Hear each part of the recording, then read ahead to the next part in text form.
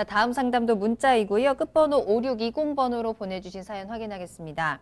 부천 조마로로 285번 길 47단지, 자, 5억 6천만 원에 매도를 하고요. 서울 영등포구 도신로 4길 14번지, 476세대인데 6억 5천만 원에 매입을 하려고 합니다. 신안산선과 GTX B노선 등 교통과 개발 호재가 많다고 해서 옮겨볼까 하는데 전망이 어떨까요? 하셨거든요. 자, 영등포구 대림동으로 가보려고 하시는 거예요. 부천에 계시다가. 자, 갈아타기 전략 괜찮은 건지 한번 체크해 보겠습니다. 자, 이사님, 옮겨도 괜찮은 걸까요? 네, 이거를 이제 실거주를 할 것이냐, 아니면 갭 투자 형태로 할 것이냐, 이제 이게 두 개가 좀 남아 있는데 거기에 안에서는 이제 문자 내용은 없는 것 같아요.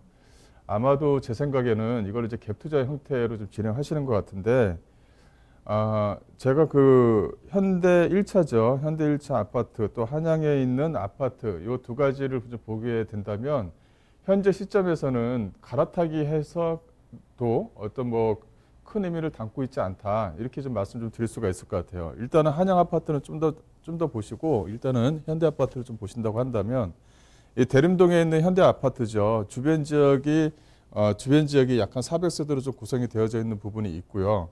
또 이 현대 아파트 위치 자체가 가격을 주도할 만한 지역에 위치해 있다고는 저는 볼 수가 없을 것 같아요. 오히려 지금 현재 시점에서는 그 한양에 있는 그 이 부천 같은 경우도 좀 비교를 한다고 한다면 오히려 그 나중에 매도 시기에 대한 적정선을 좀 잡을 때는 가격은 서울 쪽에 있는 아파트가 좀 더 치고 올라갈 수는 여전히 있죠. 지금 매가 자체가 한 6억대 정도면은 좀 더 치고 올라갈 수는 여전히 있습니다만 오히려 이렇게 뭐 아파트를 바꿔서 진행을 한다 하더라도 제 입장에서는 큰 의미가 없어 보여요. 오히려 뭐냐면 한양 아파트 위치 자체가 이게 좀 나쁘지가 않거든요. 이 한양 아파트 쪽 주변 지역이 이 신중동역과도 가까이 인접해 있고요.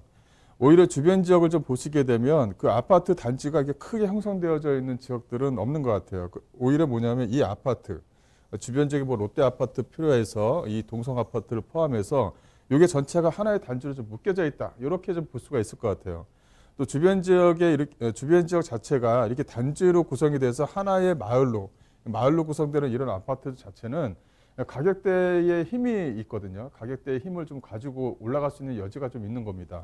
또 주변 지역 자체가 이 중동에 대한 로데오거리라든가 앞쪽에 상업지역이 밀집되어져 있는 부분이 있고 오히려 전세가에 대한 상승 이런 어떤 기대감을 좀 갖게 되면 오히려 현재 갖고 있는 한양 아파트가 오히려 조금 더 나을 것 같아요. 그래서 지금 현재 이 7호선 라인에서 가지고 있는 힘 자체가 없다고도 볼 수가 없어요. 계속적으로 연장 사업이 현재 좀 진행이 되고 있고 2027년까지는 안에 이제 청라까지도 들어가는 그 이제 연장 사업이 이제 계속적으로 진행이 되거든요. 그렇다면 이 7호선 라인이 갖고 있는 철도의 지하철에 대한 힘 자체가 상당히 좀 강하기 때문에 또 하나는 주변 지역 자체가 이 상업 지역과 녹지 공간 또 주변 지역의 초등학교도 가까이 인접해 있어서 오히려 전세가의 힘 자체는 오히려 이 한양 아파트가 좀 더 센 것 같습니다. 그래서 전세가가 상승에 대한 힘이 둘 중에 어디가 많이 있느냐. 그래서 전세가를 받쳐주면서 올라갈 수 있는 매가의 힘이 어디에 있느냐를 봤었을 때는 오히려 서울에 있는 현대 아파트보다는